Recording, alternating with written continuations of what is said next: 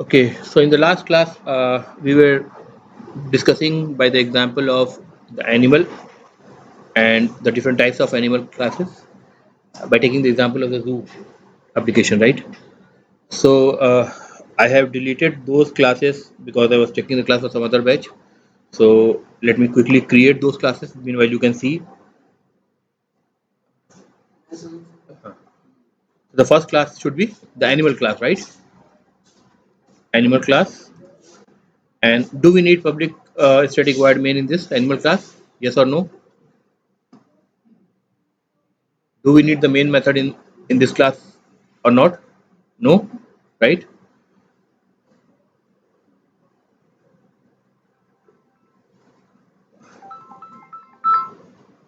G LT 15 15. So we have introduced a few behavior in this class, the animal class. One was public void eat, as I remember, and there was a message that we printed system dot out dot println animal eating animal food. Fine.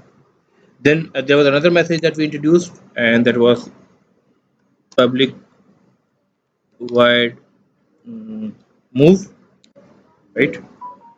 And here we have printed the message system dot out dot println animal is moving. ठीक है, तो assume तो हम ये कर रहे हैं कि जो एप्लीकेशन हमको अगर बनाना है तो यूज केस तो तब बनेगा जब हम ये कहेंगे कि भाई हम एप्लीकेशन जू के लिए बनाना चाहते हैं, let it be a virtual application and ऐसा डिफरेंट एनिमल्स है जू में और बच्चे हैं, अगर वो उसको एज अ गेम की तरह ट्रीट करना चाहते हैं, ठीक है, तो वो क्या करें, एनिमल की पिक्चर को सिलेक्ट करें और सिलेक्ट करने के बाद अगर एनिमल पे ऑप्शन आ रहा है मेक देम ईट, क्लिक करें तो उसमें वो एनिमल को खाते हुए दिखाए कुछ, ठीक है। लायन है तो फ्लैश खाएगा, काऊ है तो ग्रास खाएगी, ठीक है, एंड सो ऑन, ठीक है, जिस टाइप का जानवर है उस टाइप का दिखे, तो इमेजिन आप वो करिए, but because we are not writing all those graphics code, we are just supplementing that part of the code with some message, ठीक है।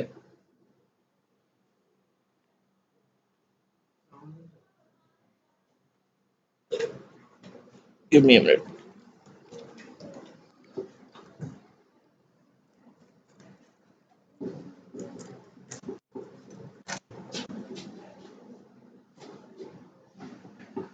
ठीक है, तो as we discuss in the last class, animal class is something which is generic in nature. जब हम animal कर रहे हैं तो हम हर एनिमल की बात करेंगे, राइट? कोई भी एनिमल हो सकता है, लेकिन जब हम स्पेसिफिक होंगे तो हम कहेंगे कि लायन, कैट, काऊ, इस तरह के एनिमल की बात करेंगे, राइट? ठीक है, फिर हमने क्या करा था, हमने क्लासेस बनाए थे, like for example class line, ठीक है। देखिए हम कहीं भी मेन मेथड नहीं डाल रहे हैं, मेन मेथड उस क्लास में डालेंगे जिस क्लास से एप्लीकेशन स्टार्ट होगा। Main method is the entry point for the execution of the application, तो सिर्फ एक क्लास में मेन मेथड होना काफ़ी है। तो अब ये जो लाइन हमने बनाया, अगर इस लाइन को हम कहें कि this line class extends from animal class, so what does this mean? Line class के अंदर अभी तक हमने ना कोई वेरिएबल डिफाइन करा ना तो कोई मेथड डिक्लेयर करा, राइट? ये डिफाइन करा, but because lion class extends itself from the animal class, that means animal become the parent class of the lion and the lion becomes the child class, or the animal become the super type and the lion become the subclass, right? Fine, ठीक है, discuss किया था हमने। तो इसका मतलब कि lion के पास वो सारी चीजें जो कि एनिमल में हैं वो इनहेरिट होकर के आ जाएंगी, ठीक है। A child inherits something from the parent, ठीक है। Same way we have discussed that lion will inherit whatever the animal has got.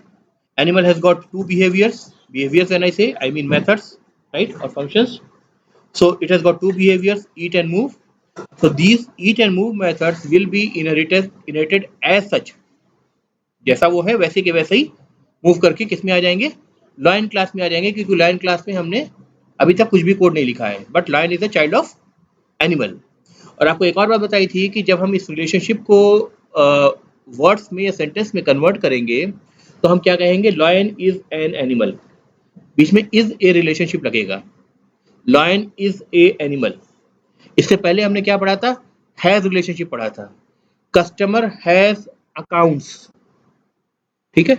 अगर हम कहते हैं कस्टमर हैज अकाउंट, इसका मतलब कस्टमर के पास एक अकाउंट है, ठीक है। यानी कस्टमर क्लास को जब आप डिफाइन करेंगे तो अकाउंट क्लास का एक ऑब्जेक्ट उसके अंदर बनाएंगे आप। जहां हैज का मतलब आ गया तो उसका मतलब क्या हुआ कि एक क्लास के अंदर दूसरे क्लास का ऑब्जेक्ट बन रहा है, और जहां पे इज ए रिलेशनशिप आ गई यानी तो उसका मतलब क्या हुआ, इनहेरिटेंस हो गया। इसका मतलब एक क्लास पेरेंट क्लास बन रही है, दूसरी क्लास चाइल्ड क्लास बन रही है। क्लियर का डिफरेंस है। जो पहला वाला है जिसमें हैज रिलेशनशिप कहते हैं वो कंपोजिशन या एग्रीगेशन टाइप का एसोसिएशन है, ठीक है।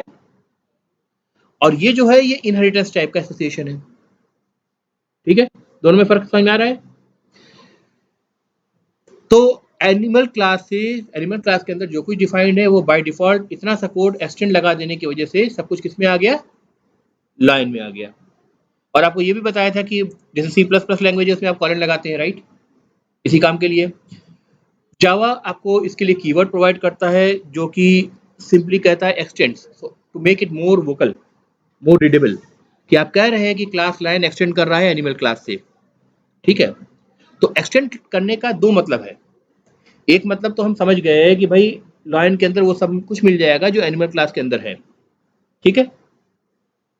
अगर मैं ऐसे कहूं कि let me just create a new class test animal या टेस्ट जू, ठीक है। इसमें मैं मेन मेथड जनरेट कर देता हूं, क्योंकि ये जो क्लास हमारी है वो एप्लीकेशन को स्टार्ट करने के लिए मैं यूज करूंगा। तो इसमें मेन मेथड आ गई। अब इसमें मैं कहूं कि भाई line L is equal to L capital होना चाहिए, name of the class, line L is equal to new line. अगर मैं ऐसा कहूं इसको और फिर कहूं L dot eat and L dot move, अभी तक आपने देखा कि लाइन क्लास के अंदर खुद अपने ईट और मूव मेथड नहीं है, लेकिन एनिमल क्लास के अंदर ये दोनों मेथड डिफाइंड है।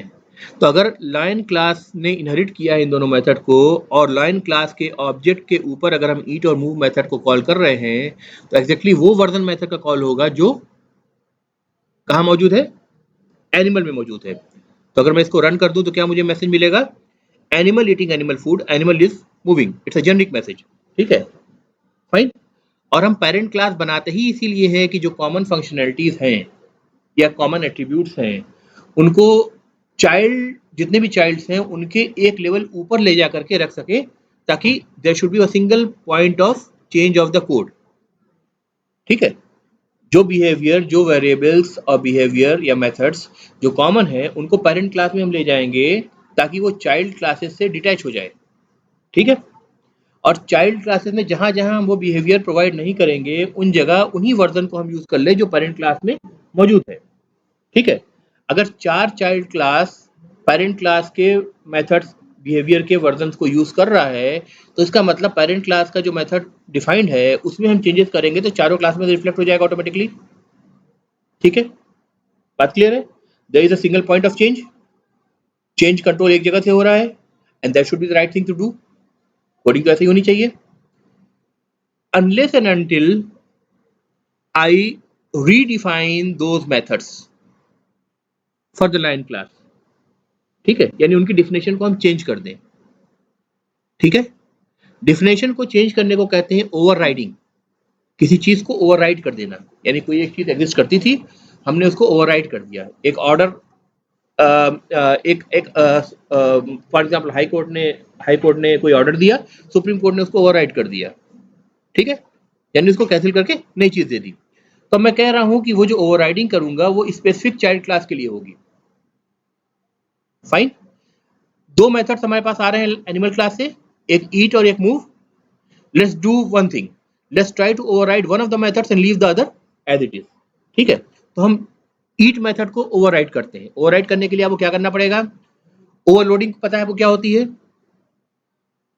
मेथड का सेम नाम होता है लेकिन उस मेथड में या तो पैरामीटर के नंबर डिफर करेंगे या पैरामीटर के टाइप डिफर करेंगे, दोनों में से कोई एक बात होगी। ठीक है, या तो पैरामीटर्स के नंबर डिफर करेंगे या पैरामीटर के टाइप डिफर करेंगे। Same goes for the constructor जो हम देख चुके हैं करके। ठीक है, ओवरराइडिंग में क्या होता है कि आप एग्जैक्टली वही मेथड की सिग्नेचर यूज करेंगे जो पेरेंट क्लास में है, कुछ भी चेंज नहीं करेंगे, ना मेथड का नंबर ना मेथड का टाइप, वरना वो ओवरलोडिंग हो जाएगी in the child class. Child class में भी ओवरलोडिंग पॉसिबल है।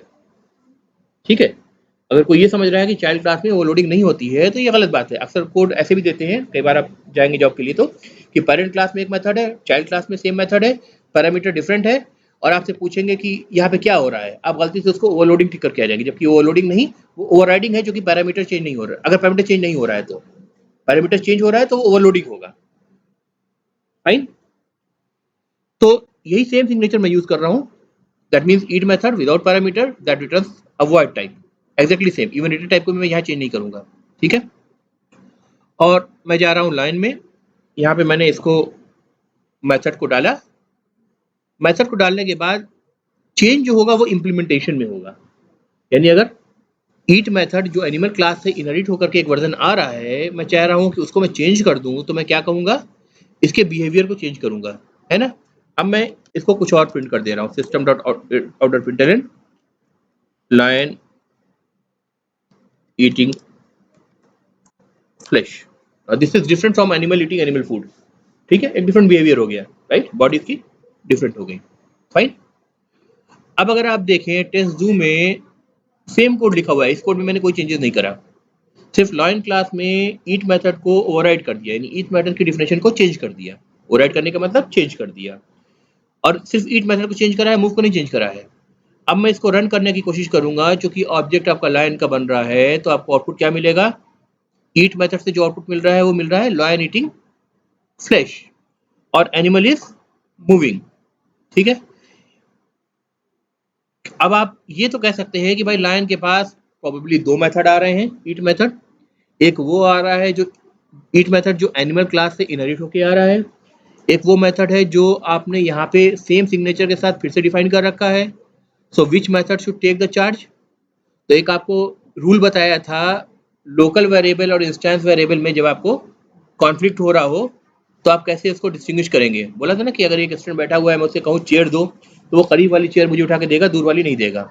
सिमिलरली जब ईट मेथड कॉल होना है तो जो जेवीएम है रन टाइम, चूंकि रन टाइम में कॉल होगा, रन टाइम क्या करेगा, लॉइन का ईट मेथड उसको करीब दिख रहा है उसको कॉल करेगा, एनिमल का जो है वो दूर दिख रहा है उसको छोड़ देगा।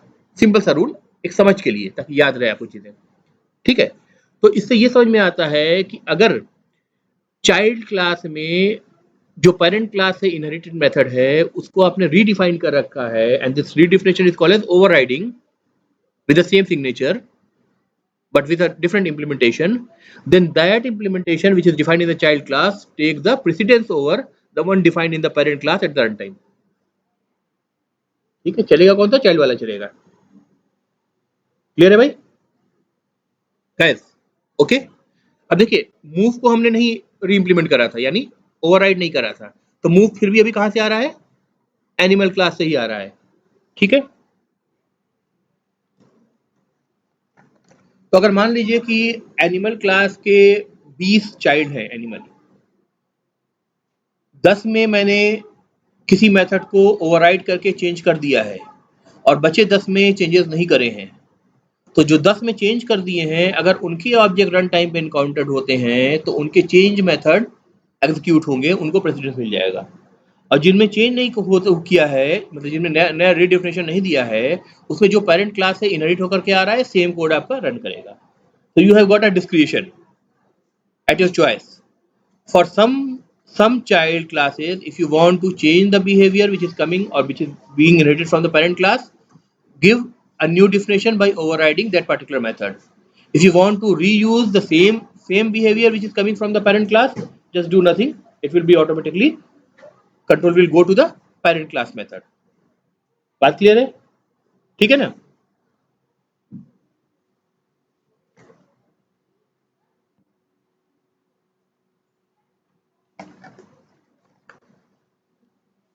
अच्छा, जहां तक मुझे याद आ रहा है मैंने एक चीज और आपको पिछली बार बताई थी एक्सटेंड का एक और मतलब बताया था। एक्सटेंड का मतलब सिर्फ ये नहीं है कि इनहेरिट होकर चीज आ रही है। एक्सटेंड होने का मतलब ये है कि line is an extension to the definition of animal, यानी whatever animal defines in its specification the line add something more to it. कैसे ऐड करता है? फॉर एग्जाम्पल एनिमल में ईट मेथड है, मूव मेथड है, और हमने line में क्या करा, एक मेथड डिफाइन करा, मेक नॉइज शायद था ना, मेक नॉइज मेथड डिफाइन कर दिया, और ये स्पेसिफिक है किसके लिए? लाइन के लिए, राइट। इसको वर्ड देना पड़ेगा मुझे, एक मिनट, और इसमें मैं प्रिंट कर देता हूँ line, sorry, double quotes, line is roaring, fine. अब टेस्ट जूम में अगर हम जाएं और हमने कहा कि एल डॉट मेक नॉइज, तो ये तीसरा मैसेज भी प्रिंट होने लगेगा, ठीक है। लेकिन इसकी जगह अगर हमने इस कोड को मैं कमेंट में डाल रहा हूं, ठीक है, सोर्स एड ब्लॉक कमेंट, ठीक है, ये कोड कमेंट में गया, बल्कि ऐसे करने मल्टीपल लाइंस का पता नहीं चल रहा है, इसको मैं चाहता हूं आपको विजिबल रहे बट रन ना करे, तो ऐसे कर दे रहा हूं, सोर्स टॉगल कमेंट। अब ठीक है, इसकी जगह अगर मैंने एनिमल क्लास का ऑब्जेक्ट बनाया होता, animal a is equal to new animal itself, because animal is also a class, सारे मेथड उसके अंदर डिफाइंड हैं, 2 मेथड डिफाइंड इनफैक्ट। तो अब इसमें देखिए ए पर मैं कौन कौन से मेथड कॉल कर सकता हूँ, ईट कॉल कर सकता हूँ, कोई कंपाइलेशन एरर नहीं, ए डॉट मूव कॉल कर सकता हूँ, कोई कंपाइलेशन एरर नहीं, ए डॉट अगर मैं मेक नॉइज सर्च करूंगा तो मुझे इस लिस्ट में नहीं दिखेगा, ठीक है, क्योंकि make noise is an extension of the animal class in the line class. समझ में बात आ गई? ये एक्सटेंशन है, लाइन में जो आपने एक्स्ट्रा डिफाइन करा है दैट्स एन एक्सटेंशन, ठीक है, तो वो आपको एनिमल में नहीं मिलेगी, ठीक है। तो अगर मैं फोर्सफुली लिख भी दूं, जैसे आप नोटपैड में अगर लिख रहे होंगे, क्या नाम था, मेक नॉइज, हाँ, तो आपको यहाँ क्या मिलेगी, कंपाइलेशन एरर मिलेगी, और क्या कहेगी compilation error, the method make noise is undefined for the type animal, क्योंकि ये क्या देख रहा है, ये ए को देख रहा है, a of the type animal, correct, fine. तो ये काम हम इतना ही कर सकते हैं एनिमल क्लास के साथ, जो मेथड उसमें डिफाइंड है उतना ही मेथड हम रन कर सकते हैं। Now let me put this also in comment.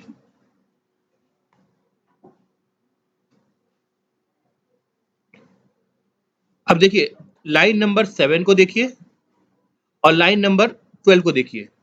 Line number 7 क्या थी, lion l is equal to new lion, यानी इक्वल टू के लेफ्ट साइड भी लॉयन था और राइट साइड भी लॉयन था।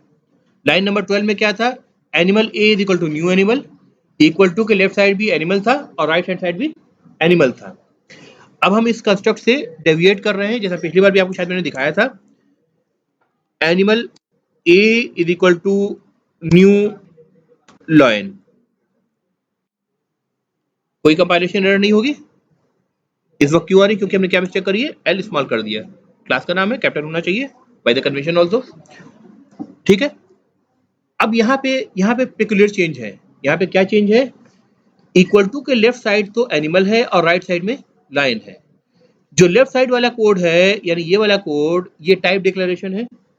यहाँ पे हम क्या कह रहे हैं, एनिमल टाइप का एक वेरिएबल बनाओ जिसका नाम ए हो, ठीक है, और रन टाइम में ऑब्जेक्ट उसको कौन सा मिले, लाइन का ऑब्जेक्ट मिले, यानी रन टाइम में जो ऑब्जेक्ट बनेगा जिसका एड्रेस ए में जाएगा वो किसका बनेगा, लाइन का होगा। और आपको पिछली बार मैं रूल बताया था कि a super class reference variable can hold the object of the child class, ठीक है। अच्छा, वो चाइल्ड क्लास कितने भी हायरार्की में हो सबके लिए ये एप्लीकेबल होगा। फॉर एग्जांपल लायन के अगर चाइल्ड क्लासेस होते हैं, फॉर एग्जांपल लायन को भी मैं कैटेगराइज करूं, फॉर एग्जांपल टाइगर में, चीता में, ठीक है, और इस तरह की कैटेगरीज में अगर करें तो क्या बोलूंगा, tiger extends lion, category of lion, factually correct हो चाहे ना उसको छोड़ दीजिए, ठीक है, चीता एक्सटेंड्स लायन। तो जैसे मैंने कहा था lion is a animal, Similarly, I can say cheetah is a lion and cheetah is also an animal. इधर रिलेशनशिप यहाँ भी सेटिस्फाई होगी क्योंकि लीनिएज वही है आपकी, ठीक है। Tiger is a lion and tiger is also an animal, same lineage, right. तो आपको ये पता चल गया कि पेरेंट क्लास के या सुपर टाइप के रेफरेंस वेरिएबल से हम चाइल्ड क्लास के ऑब्जेक्ट को होल्ड कर सकते हैं। What about vice versa? इसका उल्टा सेंटेंस बोल के देखिए। लायन इज अ एनिमल जो सेंटेंस में बोल रहा हूं, इसका उल्टा सेंटेंस बोल के देखिए। Animal is a lion, true और फॉल्स? फॉल्स। तो सेम चीज रिफ्लेक्ट आपको यहां भी होगी। अगर मैं रेफरेंस वेरिएबल लायन का ले लूं और उसको न्यू एनिमल ऑब्जेक्ट असाइन करने की कोशिश करूं तो ये मुझे कंपाइलेशन एरर देगा, ठीक है। और क्या कंपाइलेशन एरर दे रहा है? Type mismatch cannot convert from animal to lion. Why? Because lion could be an extension, ठीक है। तो लायन जब एक्सटेंशन है तो उसमें एनिमल का ऑब्जेक्ट डालना सही नहीं है, ठीक है, फाइन। तो रिलेशनशिप को वर्ड्स में आप बोल करके ये पता कर सकते हैं कि इनिशियली जब तक आप सीख रहे हैं, बाद में तो इसकी हैबिचुअल आप हो जाएंगे, इसकी जरूरत नहीं पड़ेगी। आप ये पता कर सकते हैं क्या रिलेशनशिप हमारी सही है, कोड हम सही लिख रहे हैं कि नहीं लिख रहे हैं। सिमिलरली अगर हैज रिलेशनशिप के साथ देखें, कस्टमर हैज अकाउंट्स, तो कस्टमर के पास क्या था? मल्टीपल अकाउंट्स थे, यानी कलेक्शन ऑफ अकाउंट्स था, यानी स्टैटिक और डायनेमिक अरे था, राइट। यानी कस्टमर के अंदर एक वेरिएबल डिक्लेयर हो रहा था जो कि डायनेमिक अरे का वेरिएबल था जो मल्टीपल अकाउंट्स ऑब्जेक्ट को होल्ड कर रहा था, राइट। अकाउंट हैज कस्टमर्स, ये कहे तो ये बिजनेस लॉजिक के अगेंस्ट हो गया, डजंट मेक सेंस। तो आप अकाउंट में कस्टमर के ऑब्जेक्ट का कलेक्शन नहीं बनाएंगे, कस्टमर में अकाउंट के ऑब्जेक्ट का कलेक्शन बनाएंगे। क्लियर है बात? तो दिस कोड इज रॉन्ग, ठीक है, फाइन। अच्छा, फिर हमने पिछली बार क्या देखा था कि एनिमल क्लास का रेफरेंस वेरिएबल है, लाइन क्लास के अंदर कितने मेथड्स होंगे? लाइन क्लास के अंदर कितने मेथड हैं? 3 मेथड हैं। 2 मेथड इनहेरिट होके आ रहे हैं, उन 2 में से जो इनहेरिट होके आ रहे थे ईट और मूव, उनमें से ईट को हमने ओवरराइड करके चेंज भी कर दिया लाइन में। फिर भी 2 वर्जन हमारे पास है ना, क्योंकि प्रेसिडेंट तो ओवरराइड वाला लेगा। तो 2 मेथड वहां पे हैं और तीसरा मेथड कौन सा था? जो एक्सटेंशन था, जो मेक नॉइस था, राइट। तो 3 मेथड हमारे पास थे। अब ए पर हम ये तीनों मेथड कॉल करने की कोशिश करें तो ए डॉट ईट कॉल करेगा, मगर रन टाइम पे कौन सा ईट कॉल रन होगा? जो लाइन में डिफाइंड है, एनिमल वाला ईट नहीं आएगा पिक्चर में। ए डॉट मूव करे तो मूव मेथड कॉल होगा, लेकिन मूव मेथड कौन सा रन होगा? जो एनिमल क्लास वाला है, क्योंकि लायन क्लास के पास अपना मूव मेथड नहीं है, तो वो जाएगा कंट्रोल ऊपर, जो इनहेरिटेड मेथड है उसके पास जाएगा, ठीक है। और फिर ए डॉट मेक चेंज करने की कोशिश, मेक नॉइस करने की कोशिश करें तो हमें वो मेथड नहीं मिलेगा, बल्कि उसकी जगह हमको कंपाइलेशन में एरर मिलेगी, जैसा कि इस केस में हुआ था, एनिमल के केस में हुआ था। क्यों? क्योंकि मैसेज क्या दे रहा है? Method make noise is undefined for the type animal. ये एनिमल क्यों कह रहा है? ऑब्जेक्ट तो लाइन का बन रहा है। एनिमल इसलिए कह रहा है क्योंकि कंपाइल टाइप में कंपाइलर टाइप को देखता है, जो रियल ऑब्जेक्ट बनेगा उसको नहीं देखेगा, ठीक है। ये हमेशा ध्यान रखें। आपको सिंटेक्स कोड दे करके पूछा जाए क्या सही है क्या गलत है, तो आपको रन टाइम में कंपाइलेशन एरर आएगी नहीं आएगी, इसको डिसाइड आपको रेफरेंस टाइप से करना है कि ए का टाइप क्या है, ए का टाइप एनिमल है। इस बात को निगलेक्ट कर देना है कि ऑब्जेक्ट लाइन बनेगा। लेकिन जब इस बात को डिसाइड करना है कि मेथड कौन सा रन होगा ऑब्जेक्ट पे, तो आप देखेंगे कि जो सबसे करीब का मेथड है वो रन होगा। जैसे लाइन का ओवररिडन मेथड ईट मेथड है, तो वो वाला ईट वर्जन जो होगा वो रन करेगा। तो कौन सा मेथड पे कंट्रोल जा रहा है रन टाइम पे, अगर वो देखना है तो उसके लिए आप ऑब्जेक्ट को राइट साइड को देखेंगे। लेकिन at the compile time code में कंपाइलेशन एरर आ रही है कि नहीं आ रही है, आप क्या कॉल करने के लिए ऑथराइज्ड हैं, ये डिसाइड करना है, तो आप रेफरेंस टाइप लेफ्ट साइड वाले को देखेंगे, ठीक है। इतनी बात क्लियर है रूल? अच्छा, अब ये ऐसा क्यों हो रहा है? क्योंकि कंपाइलर ये एजम्पशन कर रहा है, अज्यूम कर रहा है कि आपने चूंकि ए को एनिमल टाइप का बताया है, भले ही आप कोड लिख रहे हैं जो फ्यूचर में जेवीएम इसको लाइन टाइप का ऑब्जेक्ट इसको असाइन कर देगा, which is as per the rule correct, क्योंकि animal is a super type and super type can hold the child types और द सब टाइप्स, ठीक है, objects of the sub type. But the compiler is not convinced. Compiler कह रहा है हो सकता है रन टाइम में तुम इसकी जगह लाइन की जगह कोई और ऑब्जेक्ट डाल दो, ठीक है, फाइन। लॉइन की जगह हो सकता है तुम काउ का ऑब्जेक्ट डाल दो, और काउ के ऑब्जेक्ट पे तो मेक नॉइज मेथड नहीं होगा, हो सकता है तुमने उसमें एक्सटेंशन प्रोवाइड ना कर रखा हो। ठीक है, अगर मैं एक और मेथड मैंने क्लास एक और डिफाइन कर दिया, न्यू क्लास काउ, ठीक है, और इस क्लास में लेट मी से एनी एक्सटेंस एनिमल, इनफैक्ट जब तक एक्सटेंड नहीं करेंगे ऊपर की चीजें पिक्चर में नहीं आएंगी, राइट। एक्सटेंड्स एनिमल क्लास, तो अभी काउ के पास क्या आ गया, दोनों मेथड आ गए जो कि एनिमल क्लास के पास से थे। हम चाहें तो उसको यहाँ ओवरराइड भी कर सकते हैं। ओवरराइड कैसे कर सकते हैं, पब्लिक वॉइड सेम सिग्नेचर ईट, सिग्नेचर में कोई चेंज नहीं होगी, सिग्नेचर मतलब पहली लाइन, मेथड की पहली लाइन, इसको सिग्नेचर बोलते हैं, ठीक है।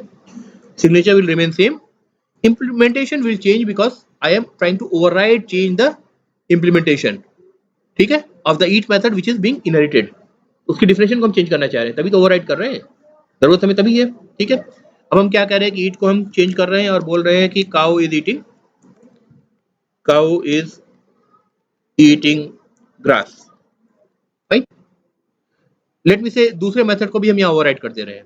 लाइन में सिर्फ एक मेथड को ओवरराइड करा था, ईट मेथड को, मूव को छोड़ दिया था, यहाँ पे हम दोनों मेथड को ओवरराइड कर दे रहे हैं, ठीक है।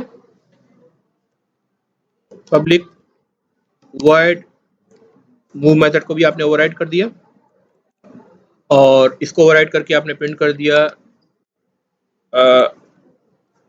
Cow is sorry cow is walking while grazing, fine, correct. अब अगर टेस्ट जू में जाकर के हम काउ का ऑब्जेक्ट बना लें, सॉरी ये नहीं हो सकता है ना, इसको मैं कमेंट में डाल देता हूं पहले, मेक नॉइज एनिमल पे कॉल नहीं होगा, राइट। अच्छा, इस पे हम दोबारा भी आएंगे वापस, एक बार पहले काउ का एक बार देख लें।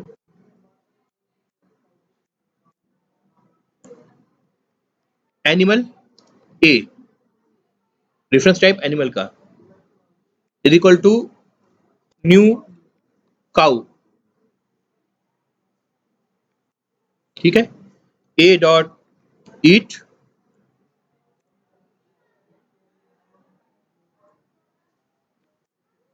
ए डॉट मूव। इन लाइंस को भी मैं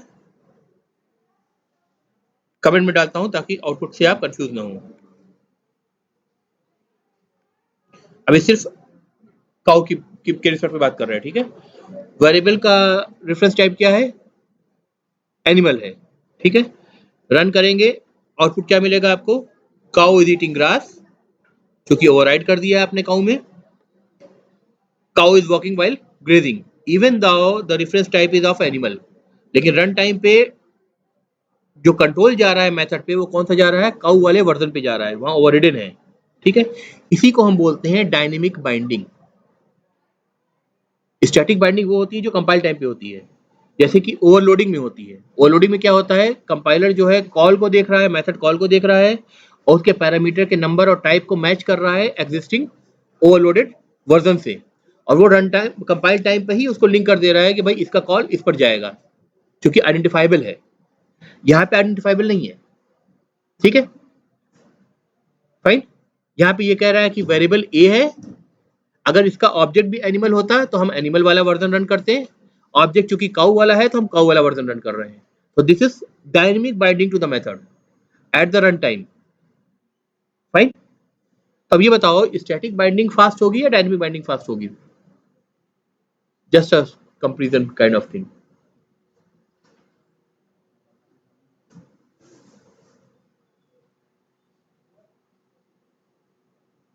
हालांकि कोई बहुत ज्यादा फर्क नहीं पड़ता है, बट जस्ट अगर मैं थोड़ा सा उस पर क्यूरियस होना चाहूँ तो क्या आंसर होगा,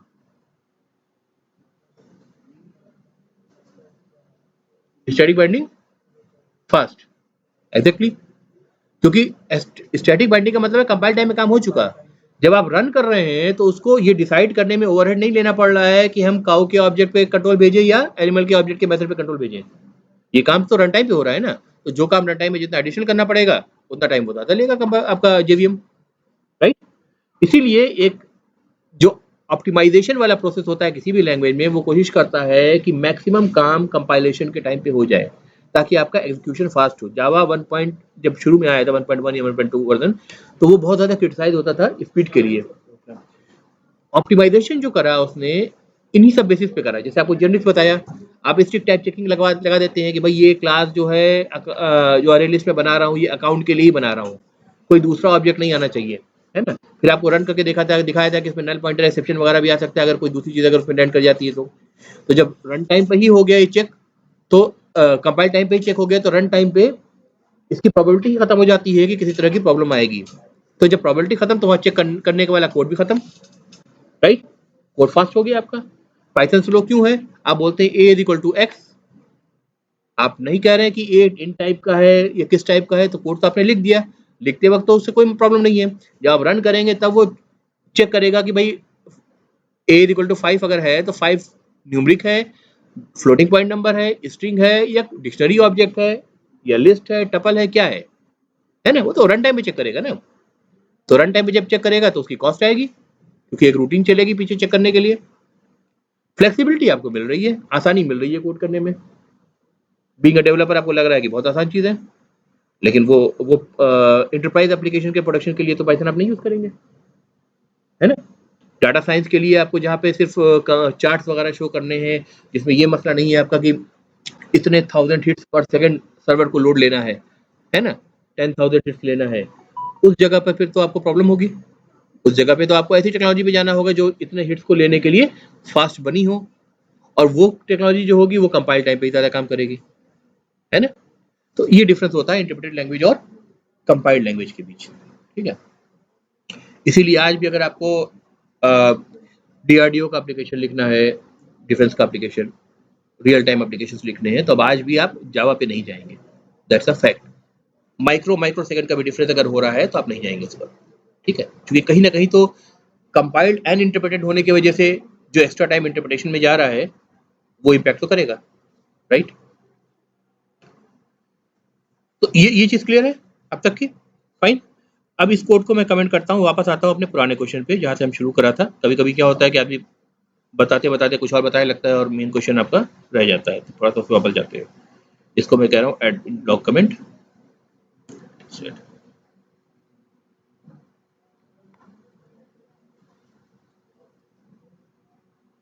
सॉरी सेकंड।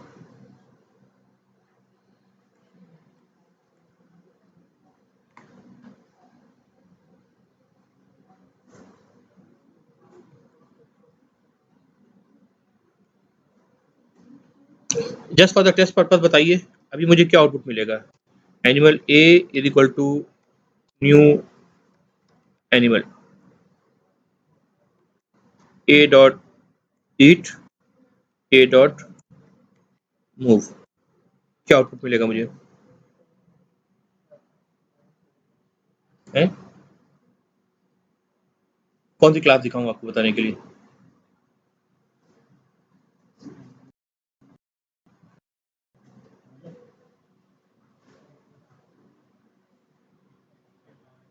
है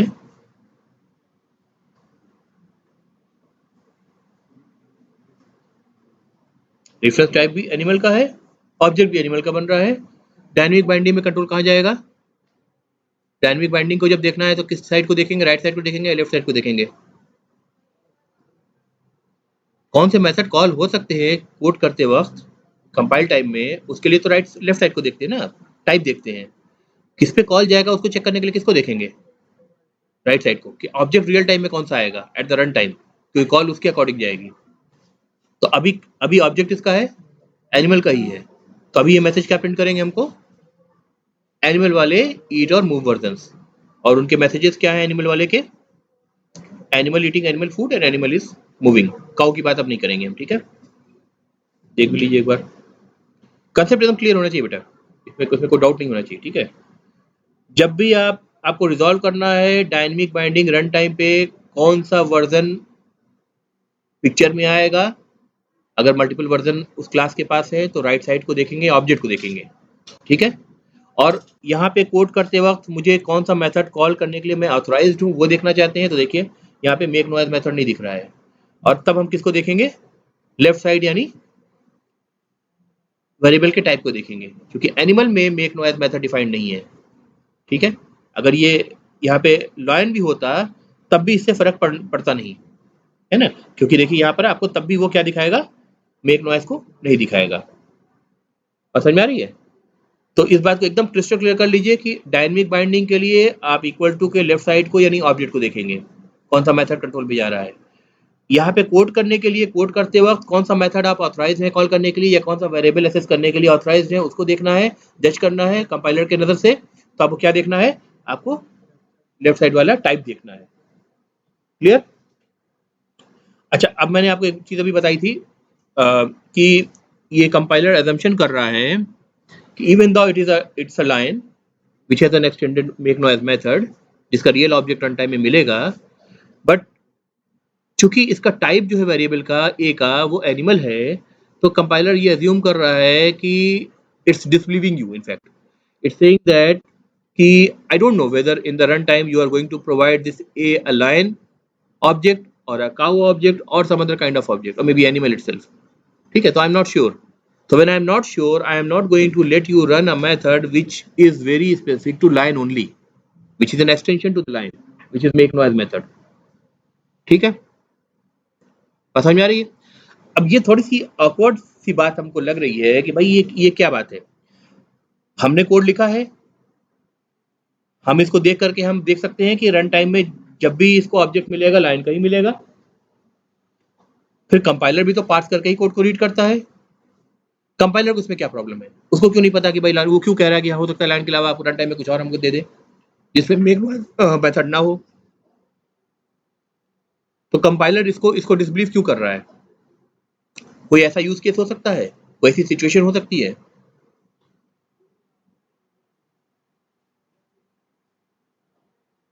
लॉजिकल क्वेश्चन है ना। अगर आप ऑब्जेक्ट ओरिएंटेड प्रोग्रामिंग कंसेप्ट से रिलेटेड है चीजें, अगर उनको पूछ रहे हैं तो फिर आपको पढ़ रहे हैं तो आपको फिर बिहेवियर भी समझना पड़ेगा कि लैंग्वेज काम कैसे करती है। This is true not for Java, this is true for C sharp also, this true for C plus plus also. Same situation, आप एक चीज सीख रहे हैं, आप मल्टीपल लैंग्वेजेस सीख रहे हैं। ठीक है, क्वेश्चन समझ में आ रहा है कि नहीं आ रहा है? मैं कह रहा हूं कि ऊपर लाइन नंबर 28 में मैंने साफ साफ लिख रखा है animal a is equal to new lion, और फिर जब ए पर मैं लाइन का method extended method make noise call करने की कोशिश कर रहा हूं तो मुझे कंपाइलेशन में एरर मिल रही है। मेक नॉइज काम नहीं कर रहा है, कंपाइलर मुझे लिखने नहीं दे रहा है, राइट? कंपाइलेशन में एरर दे रहा है। भाई मुझे तो दिख रहा है कि रन टाइम में सर्टेन है कि लाइन का ऑब्जेक्ट इसको मिलेगा, तो कंपाइलर को नजर क्यों नहीं आ रहा है ना? कंपाइलर तो मशीन है ना, मेरा चश्मे का नंबर हो सकता है चेंज हो जाए, वो तो पार्स करके पढ़ रहा है ना, उसको क्या प्रॉब्लम आ रही है फिर? इसका मतलब ऐसी कोई सिचुएशन एग्जिस्ट करती है जहां पे ऐसी सिचुएशन पॉसिबल है कि आपको ये आप पहले से नहीं बता सकते कि जो वेरिएबल है उसमें कौन सा ऑब्जेक्ट आएगा, तब तो ऐसी बात है ना? उसको एक समझने के लिए हम एक काम करते हैं, यहाँ मैं बस इतना लिख देता हूँ, मेक नॉइज अंडर कमेंट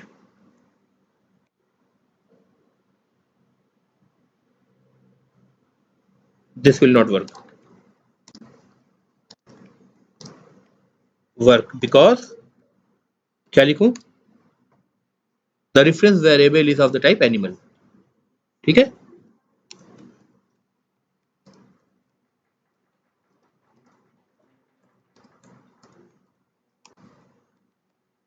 ठीक है, बात समझ आ रही है? और रेफरेंस वेरिएबल को देख के हम डिसाइड कर रहे हैं, वही कर रहे हैं जो कंपाइलर कर रहा है। फाइन, हम कंपाइलर के तरीके से सोच रहे हैं। ठीक है, अब इस चीज को मॉक करने के लिए जो कंपाइलर क्लेम कर रहा है कि भाई तुमने वेरिएबल चूंकि एनिमल का डिक्लेयर करा है तो हम ये मान के चलेंगे कि ऑब्जेक्ट चाहे कोई भी आए लेकिन वही मेथड हम कॉल करने देंगे तुमको जो एनिमल पे है। कहीं ऐसा ना हो कि तुम दूसरा ऑब्जेक्ट दे दो और हम कोई और मेथड कॉल करने की कोशिश करें और वो रन ना हो, क्योंकि वो एक्सटेंशन हो सकता है। जाहिर सी बात है, जो भी यहाँ ऑब्जेक्ट आएंगे वो सारे के सारे चाइल्ड होंगे एनिमल के। तो अगर रेफरेंस वेरिएबल एनिमल के है तो एनिमल के अंदर जितने मेथड डिफाइंड है वो सारे के सारे या तो इनहेरिट होकर के पहुंचेंगे चाइल्ड में, है ना? ये चाइल्ड उनको ओवरराइड करेगा। बहरहाल उस मेथड की डिफिनेशन चाइल्ड में मौजूद होगी। जब उसकी डिफिनेशन मौजूद है तो उन पर्टिकुलर मेथड्स को जो एनिमल में डिफाइंड है उनको कॉल करने देने में कंपाइलर को कोई इतराज नहीं है, कोई प्रॉब्लम नहीं है। ये बात क्लियर है? उसके अलावा आप कोई कॉल करना चाहें जो किसी पर्टिकुलर सब चाइल्ड का यानी चाइल्ड क्लास का एक्सटेंशन है तो इसको प्रॉब्लम हो रही है, क्योंकि ये कह रहा है कि हो सकता है रन टाइम में आप इसको रिप्लेस कर दे किसी और ऑब्जेक्ट से। तब मैं क्या करूंगा? वो मेथड तो कॉल नहीं कर पाऊंगा मैं, क्योंकि वो ऑब्जेक्ट में वो मेथड मिलेगा नहीं। ठीक है, उसी चीज को हम मॉक करने की कोशिश कर रहे हैं।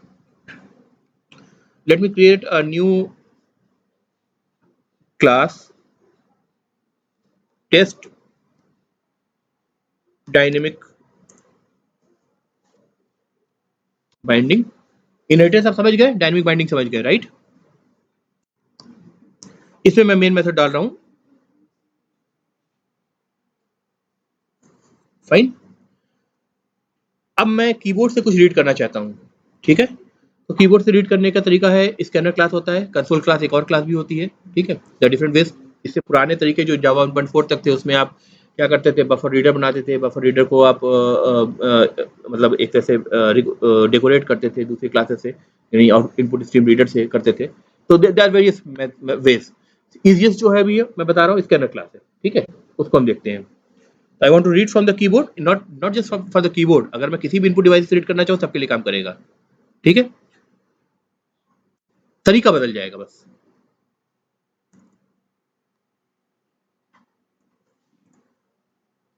स्कैनर वेरिएबल का नाम मैं स्कैन दे देता हूं, इज इक्वल टू, ऐसे कोड लिखेंगे आप, न्यू स्कैनर, और यहाँ पे सोर्स पूछ रहा है, सोर्स आप देंगे सिस्टम डॉट इन। अब इसको ठीक से समझिए, ये स्कैनर क्लास कहाँ पे है? जावा डॉट लाइन में नहीं है, यानी इंपोर्ट मुझे ऐड करना पड़ा जावा डॉट यूटिल का, ठीक है? और जावा यूटिल में कौन कौन सी क्लासेस आप देख चुके हैं अब तक? स्ट्रिंग क्लास किस किस पैकेज में है?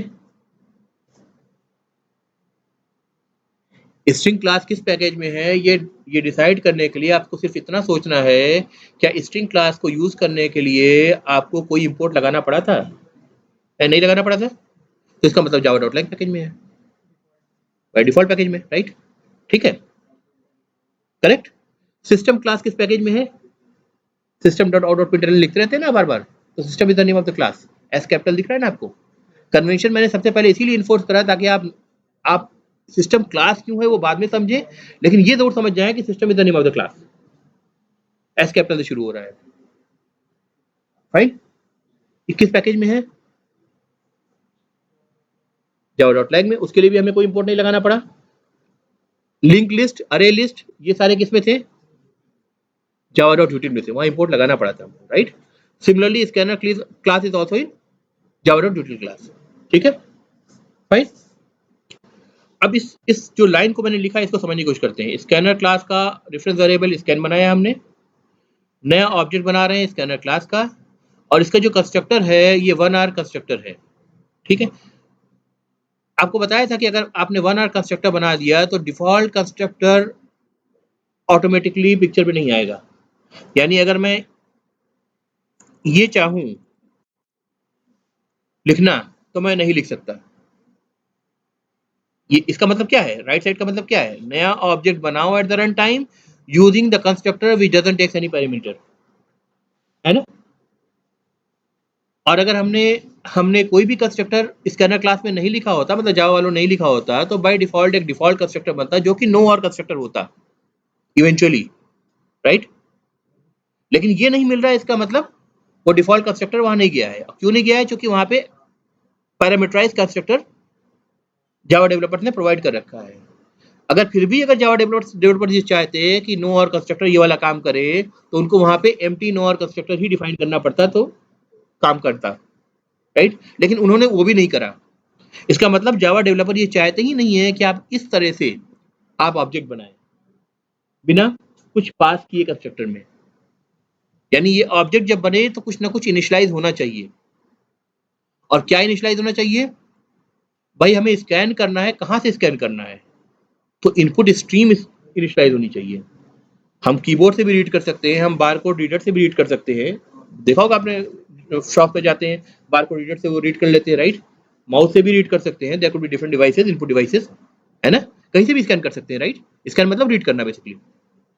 तो जब कहीं से भी कर सकते हैं तो हमें बताना तो पड़ेगा कि हम कहाँ से रीड करना चाह रहे हैं, यानी स्कैनर ऑब्जेक्ट को प्रिपेयर तो करना पड़ेगा इस बात के लिए कि भाई रीड करने का तुम्हें काम दे रहे हैं तो कहाँ से रीड करो। तो हम इसके अंदर क्या पास करेंगे, हम पास करेंगे system dot in. In is, आप ये देख रहे हैं, in of the type input stream, ये इनपुट स्ट्रीम है, fine. Input stream C plus पढ़ा होगा आपने, आउटपुट स्ट्रीम पढ़ा होगा। सी प्लस प्लस के इनपुट स्ट्रीम का इम्प्लिसिट वेरिएबल कौन सा होता था, इम्प्लिसिट ऑब्जेक्ट कौन सा होता था,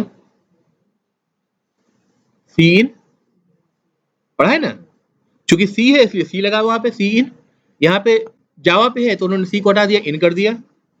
और देखो और क्या हुआ करता था वहां पे, सी आउट होता था। यहाँ देखो आप सिस्टम में क्या क्या मौजूद है,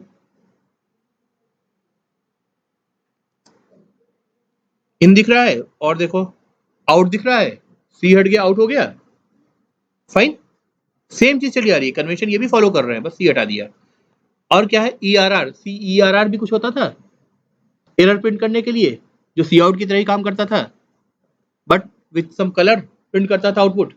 सेम चीज यहाँ भी मिल रही है आपको, सी इन, सी आउट, सी आर आर। वहां पे क्या होता था, ये ऑब्जेक्ट आपके लिए इम्प्लिसिटली सी प्लस प्लस ने क्रिएट करके दे रखे थे।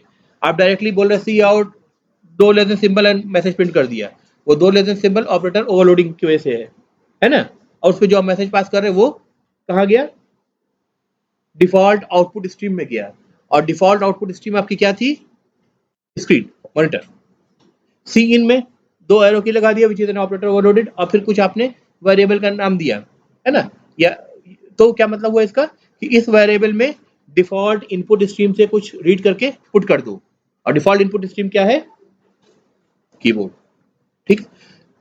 इस इनपुट स्ट्रीम को अगर मैं चेंज करना चाहूँ तो मैं चेंज कर सकता हूँ, मैं बारकोड रीडर चाहूँ तो बारकोड रीडर से भी रीड कर सकता हूँ।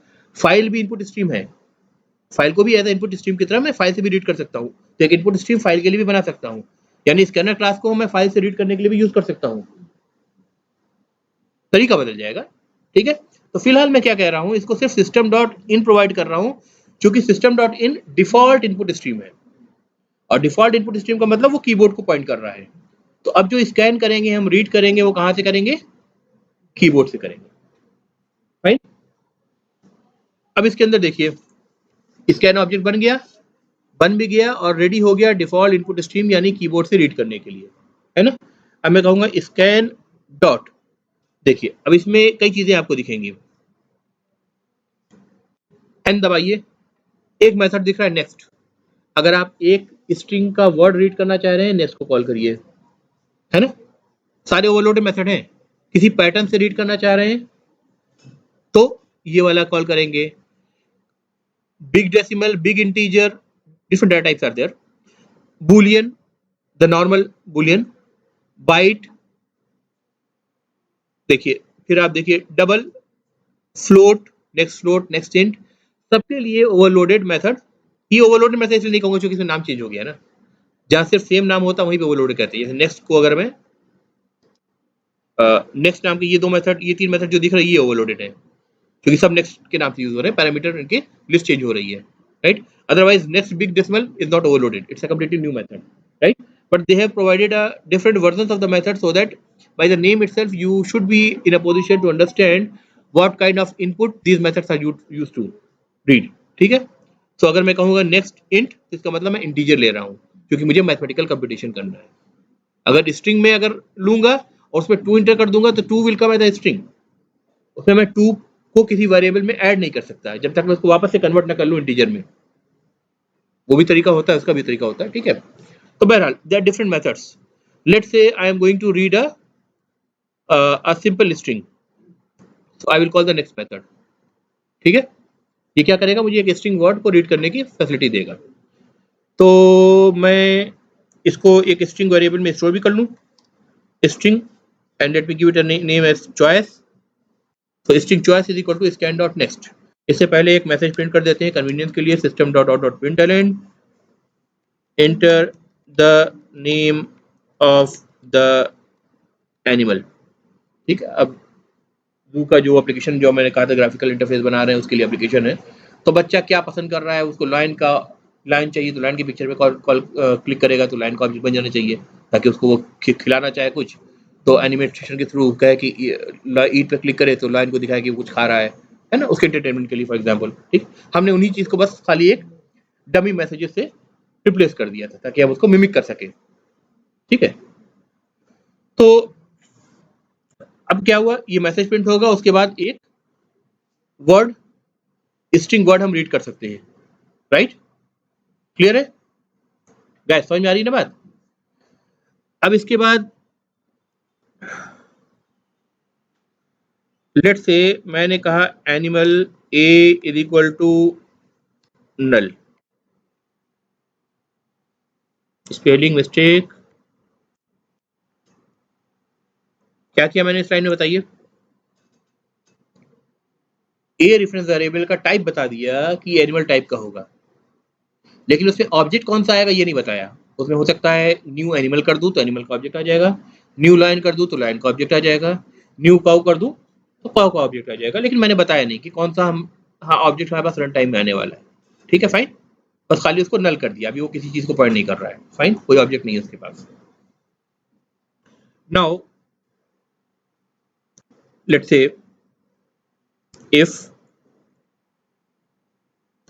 चॉइस में हमने रीड करा था word of the type string, तो स्ट्रिंग को अगर किसी दूसरी स्ट्रिंग से हमें कंपेयर करना है तो डबल इक्वल टू कभी यूज नहीं करेंगे। इनफैक्ट किसी भी एक ऑब्जेक्ट को दूसरे ऑब्जेक्ट से कंपेयर करना है तो डबल इक्वल टू कभी कंपेयर नहीं करते हैं, क्योंकि डबल इक्वल टू जो कंपेयर करता है वो उसके एड्रेस को कंपेयर करता है। वेरिएबल में जो स्टोर है उसको कंपेयर करता है, वेरिएबल में एड्रेस स्टोर है। आपको क्या कंपेयर करना है, आपको उसकी वैल्यू को कंपेयर करना है। ठीक है, इसकी डिटेल में हम बाद में जाएंगे। ठीक है, फिलहाल बस क्योंकि हमें आगे बढ़ना है इसलिए समझाने के लिए बता रहा हूँ। तो अगर ये स्ट्रिंग टाइप का ऑब्जेक्ट है, चॉइस जो रेफरेंस वेरिएबल स्ट्रिंग टाइप के ऑब्जेक्ट को होल्ड कर रहा है, तो इसको किसी स्ट्रिंग वैल्यू के अगेंस्ट अगर मुझे कंपेयर करना है, ठीक है, इक्वलिटी के लिए, तो मैं क्या कहूंगा, इसके लिए यूज करूंगा इक्वल्स मेथड। ठीक है, इक्वल्स मेथड, और इसके अंदर मैं पास करूंगा वो स्ट्रिंग जिससे हमें कंपेयर करना है। सो लेट मी से काउ। फाइन, इस लाइन का मतलब क्या हो गया कि जो आपने scan.next जब कोड रन करा था और आपने कीबोर्ड से जब इंटर करा था, उस वक्त अगर स्मॉल लेटर में काउ इंटर कर दिया है तो वो इस ब्लॉक के अंदर जो कुछ मैं लिखूंगा उसके अंदर कंट्रोल आएगा। राइट, और यहाँ पे मैं क्या कहूंगा, a is equal to new cow. ठीक है, फाइन, अब नीचे आ जाते हैं, सिंपल कंडीशन चेक है। Else if choice dot equals lion. ठीक है, अगर चॉइस में आपने लाइन वर्ड इंटर कर दिया तब पहला वाला इस ब्लॉक छोड़ देगा, यानी ए को काउ का ऑब्जेक्ट असाइन नहीं होगा, बल्कि यहाँ जो करूंगा इस एल्स इफ ब्लॉक में वो चीज होगी, है ना। तो मैं क्या बोलूंगा, a is equal to new new line, spelling mistake है, मेक सेंस? ठीक है, फाइन। अब इफ एल्स ब्लॉक से हम बाहर आ गए, कंडीशन चेक से बाहर आ गए। अब या तो ए में काउ का ऑब्जेक्ट असाइन है या फिर ए में लायन का ऑब्जेक्ट असाइन है, और इन दोनों वर्ड्स के अलावा मैंने कोई और वर्ड अगर इंटर कर दिया एक्स वाई जेड, तो ए आपका नल रह जाएगा, वो एक अलग प्रॉब्लमेटिक चीज है। ठीक है, तो अब मैं क्या कह रहा हूं, ए डॉट ईट। ठीक है, अगर ऑब्जेक्ट काउ का है तो काउ में ईट मेथड और मूव मेथड दोनों का दोनों मैंने ओवरराइड कर रखा है, तो कंट्रोल किसके पास जाएगा, डायनेमिक बाइंडिंग के थ्रू काउ वाले दोनों मेथड्स के पास जाएगा, उनके मैसेजेस प्रिंट होंगे, यानी cow is eating grass and cow is moving while grazing या वॉकिंग वाइल ग्रेजिंग, उसमें जाएगा, वो प्रिंट होगा। अगर ऑब्जेक्ट लायन का बना है, यानी हमने लायन इंटर करा था, तब फिर क्या होगा, लायन इज ईटिंग फ्लैश, और एक मेथड हमने ओवरराइड करा था लाइन में, दूसरा मेथड मूव को हमने छोड़ रखा था, वो मूव वाला एनिमल वाला रन करेगा। फाइन, और सॉरी, और अगर हम ऐसा कहें ए डॉट मेक नॉइस, वो मेथड आपको नहीं दिख रहा है ड्रॉप डाउन लिस्ट में। क्यों? सेम असम्पशन जहां से हम शुरू हुए थे कि कंपाइलर कह रहा है कि भाई ए को तो फ्यूचर में क्या असाइन करोगे वो मुझे नहीं पता, और यहाँ पे सिचुएशन भी ऐसी बन रही है, क्या असाइन हो रहा है, काउ असाइन हो रहा है, लाइन असाइन हो रहा है, तो रन टाइम में डिसाइड होगा। तो कंपाइलर को पहले से नहीं पता। जब कंपाइलर को नहीं पता और आप कह रहे हैं ए पे मेक नॉइज मेथड को रन करने दो मुझे, जो कि लॉइन का एक्चुअली ऑब्जेक्ट है, एक्सटेंशन है, मेथड है, बिहेवियर जो लाइन में डिफाइंड है, जो कि एक्सटेंशन है लाइन का, और बाई चांस आपने काउ इंटर कर दिया और काउ का ऑब्जेक्ट बन गया तो उस पर तो वो मेथड मिलेगा ही नहीं। तो कंपाइलर आपको डिफेंसिव होकर के आपको वो अलाउ ही नहीं कर रहा है, ताकि रन टाइम में प्रॉब्लम ही ना क्रिएट हो। ठीक है, ये सारे जो चेक्स होता अदरवाइज रन टाइम पे होता जो आपकी स्पीड को स्लो डाउन करता, वो कंपाइलर ने पहले से डिफेंस कर लिया। सेम सिचुएशन में आकर अगर यही पैरामीटर किसी मेथड में कॉल पास हो रहा होता, अब मेथड में आप डेवलपर क्या पास करेगा फ्यूचर में, वो तो फ्यूचर की बात है ना। लेकिन एनिमल जो कि सुपर टाइप है तो वो काउ को भी लेने के लिए, काउ का ऑब्जेक्ट लेने के लिए भी अबाइड होगा और लॉयन का ऑब्जेक्ट लेने के लिए अबाइड होगा। इनफैक्ट आप कोई एक नेक्स्ट चाइल्ड से फिश अगर आप डिफाइन करें इन द फ्यूचर, उसका ऑब्जेक्ट भी अगर आप पास करेंगे और रेफरेंस वेरिएबल पैरामीटर में आपने डिफाइन कर रखा है एनिमल का, तो उसका ऑब्जेक्ट भी लेने के लिए वो फोर्स्ड रहेगा। ठीक है, लेकिन वो मेथड कौन से कॉल करने देगा? सिर्फ मेथड वही कॉल करने देगा जो आपके एनिमल क्लास के लिए डिफाइंड है, क्योंकि कॉन्ट्रैक्ट वहीं तक डिफाइंड है, इसको बोलते हैं कॉन्ट्रैक्ट। सुपर टाइप में जो चीज डिफाइंड है दैट इज द कॉन्ट्रैक्ट, यही आप कर सकते हैं, इसके अलावा कॉन्ट्रैक्ट से आप आगे नहीं बढ़ सकते अनलेस एंड अनटिल आप एक्सप्लिसिट कास्ट करके रिस्पॉन्सिबिलिटी अपने ऊपर न लें। एक्सप्लिसिट कास्ट हमने पिछली बार देखा था लास्ट क्लास में, राइट। तो अब इसको एक बार रन करके देख लेते हैं। Control S, let's run, enter the name of the animal से हमने कहा काउ, मैसेज प्रिंट हो गया cow is eating grass and cow is walking while grazing. दोनों मेथड कहां से आ रहे हैं? डायनेमिक बाइंडिंग में काउ क्लास के अंदर से आ रहे हैं, एनिमल क्लास के स्किप हो गए, क्योंकि दोनों में ओवरराइडिंग दोनों मेथड के लिए प्रोवाइडेड है। सिमिलरली दोबारा से एक बार रन करें, अब की बार लाइन एंटर कर दें। ठीक है, स्पेलिंग सही है, LION होगा ना, वरना प्रॉब्लम हो जाती। लाइन, अब क्या हो रहा है? Line is eating flesh, overridden method of the line, eat method of the line class, and animal it is moving, because move method को हमने ओवरराइड नहीं करा था, तो कंट्रोल कहां बाइंड होके गया? पेरेंट क्लास में, राइट। अब फिर से एक बार रन करते हैं। मान लीजिए मैंने इसको यहाँ पर एंटर कर दिया, जो गलत स्पेलिंग मैंने दी थी, LOIN। अब क्या होगा? है नल प्रिंट होगा, इनफैक्ट एक्सेप्शन आएगा। एक्सेप्शन मतलब प्रॉब्लम, राइट। क्या कह रहा है एक्सेप्शन? जरा ध्यान से पढ़िए, कई सारी चीजें सीखने को ही मिल जाएंगी आपको। Java exception in thread main method में Java dot lang dot null pointer exception, यानी नल पॉइंटर एक्सेप्शन जो क्लास है वो किसमें डिफाइंड है? जावा डॉट लैंग पैकेज में है। ठीक है, it's the name of the class. जो प्रॉब्लम आ रही है वो भी एक क्लास के ऑब्जेक्ट में इनकैप्सुलेट होकर के आपको मिल रही है। ठीक है, so exception is always a object of a class. ठीक है, can not invoke tutorial is the name of the package, dot animal is name of the class, dot eat method because a is null. ठीक है, तो नल पर अगर आप कुछ भी, अगर आप वेरिएबल एसेस करने की कोशिश करेंगे या मेथड एसेस करने की कोशिश करेंगे, तो वेरिएबल और मेथड तो ऑब्जेक्ट का पार्ट है ना, तो नल पे कैसे कर सकते हैं? तो ये बता रहा है कि इसलिए प्रॉब्लम आ रही है, एक वेरिएबल जो नल को पॉइंट कर रहा है उस पर आप कुछ कॉल नहीं कर सकते। ठीक है, अच्छा, और देखते हैं और क्या हो सकता है पॉसिबिलिटीज। दोबारा से रन करके एक बार देखते हैं। LION सही स्पेलिंग है। अब क्या आउटपुट देगा मुझे? ध्यान से देखिएगा, लाइन का स्कोर करेगा। ठीक से देखो भाई, क्या करेगा बताओ? L कैपिटल है, और हमने कंडीशन चेक क्या करा है? स्मॉल लाइन वाला।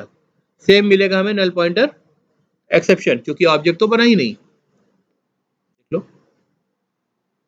L कैपिटल है ना। अब इस प्रॉब्लम को मैं सॉल्व करना चाहता हूँ। कभी कभी आप देखेंगे फॉर्म आपके पास आ रहा है, एडमिशन फॉर्म आ रहा है, नाम आपको टाइप करना है, अपना नाम टाइप करना है, फॉर एग्जाम्पल मुझे टाइप करना है शाह इमरान आलम। ठीक है, मैंने एस स्मॉल कर दिया। ठीक है, डाटाबेस में एंट्री वैसी चली गई, रिपोर्ट में एस का, शाह का एस स्मॉल है, इमरान आई कैपिटल है, आलम ए कैपिटल है, गलत दिखेगा। तो मैं चाहता हूँ खुद ब खुद कंप्यूटर उसको करेक्ट कर ले कि भाई फर्स्ट वर्ड हमेशा कैप्स होना चाहिए। तो इसके लिए कंडीशन चेक करना पड़ेगा आप, ठीक है। तो इस तरह की कंडीशन जो चेक होती हैं वो बेसिकली इक्वल्स मेथड से नहीं होकर के, बल्कि आपको क्या करना पड़ेगा, इक्वल्स एक मेथड होता है इग्नोर केस, ये स्ट्रिंग क्लास का मेथड है, क्योंकि ऑब्जेक्ट किसका है, स्ट्रिंग का है। चॉइस जो ऑब्जेक्ट है वो स्ट्रिंग का है, चॉइस पे डॉट लगा के आप मेथड कॉल कर रहे हैं, तो आप बोलेंगे इक्वल्स इग्नोर केस हर जगह। अब देखो, अब हम रन करेंगे तो अब प्रॉब्लम नहीं आएगी, चाहे हम कैसे भी टाइप करें, LION करें तो भी चलेगा, फाइन। L स्मॉल लिखे, I कैपिटल कर दे, O स्मॉल लिख दे, N कैपिटल दे, स्मॉल केस कर देगा, उसको कन्वर्ट कर देगा, ठीक है। तो इग्नोर केस, केस को इग्नोर करके कंपेरिजन कर लिया। तो एक मेथड भी आप सीख गए इग्नोर, और दूसरा मेथड सीख गए ignore equals ignore case, equals and equals ignore case, दो मेथड आप सीख गए जो कि स्ट्रिंग क्लास के अंदर डिफाइंड है, क्योंकि हम कॉल कर रहे हैं स्ट्रिंग रेफरेंस वेरिएबल पे, फाइन, ठीक है। अच्छा, अब हम ये फिक्स करना चाहते हैं कि अगर हमने लायन या काऊ चाहे किसी भी केस में दिया वो ऑब्जेक्ट बना देगा, इनके अलावा अगर हमने कुछ भी इंटर कर दिया तो बाय डिफॉल्ट वो एक्सेप्शन थ्रो ना कर दे। एक्सेप्शन थ्रो करना बुरी बात है ना, कोड अब्रप्टली एंड हो जा रहा है, इसको बोलते हैं एक्सेप्शन थ्रो करना। कौन थ्रो करता है, जेवीएम थ्रो करता है, यानी जेवीएम एक प्रॉब्लम आपको आपकी तरफ डाल रहा है, राइट। इसको हम अवॉइड करना चाहते हैं, कैसे अवॉइड करें बताइए, बताओ, सही जा रहे हो बताओ, एल्स क्या बताऊं,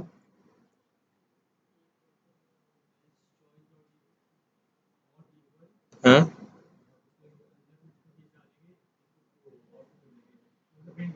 नहीं, अब तो मैं कुछ भी इनपुट कर सकता हूँ ना, हर केस को सेटिस्फाई करना चाहिए अब।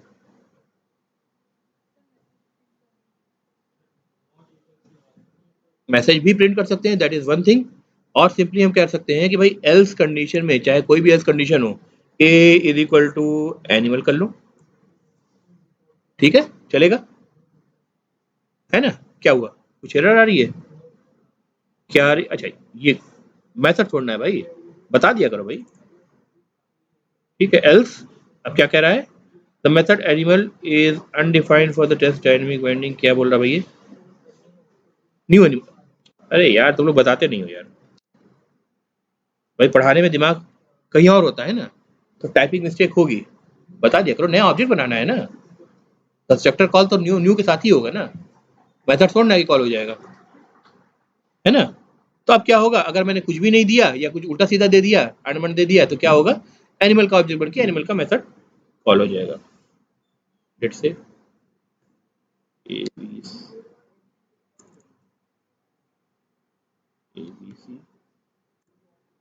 दोनों एनिमल के मेथड आपको मिल रहे हैं, करेक्ट, फाइन।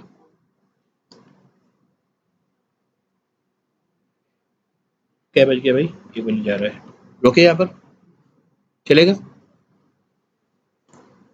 तो ये बात तो क्लियर हो गई ना कि जो अजम्पशन कंपाइलर बना रहा था कि आप एक रेफरेंस वेरिएबल किसी एक टाइप का डिक्लेयर कर रहे हैं, तो मैं टाइप देख करके ही आपको अलाउ करूंगा कि कौन सी प्रॉपर्टी या कौन सी, वो दोनों चीज़ के लिए, प्रॉपर्टीज के लिए भी यानी वेरिएबल्स के लिए भी, और मेथड्स को एसेस करने की परमिशन है आपको, वो उस क्लास के कॉन्ट्रैक्ट यानी उसके अंदर जो कुछ डिफाइंड है उसके ही अकॉर्डिंग ही आप कर सकते हैं, ठीक है।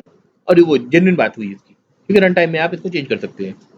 Same goes for the method call, अब मेथड कॉल कर रहे हैं, उसमें आप बाद में कोड लिख रहे हैं, पता नहीं क्या आप पास कर दें, पेरेंट टाइप का रेफरेंस रहेगा, उसको सब कुछ चाइल्ड के सारे ऑब्जेक्ट एक्सेप्ट करने पड़ेंगे, ठीक है। तो वो अजम्पशन इसी तरह बना रहा है, and he is right in the assumption, the compiler is right in the assumption,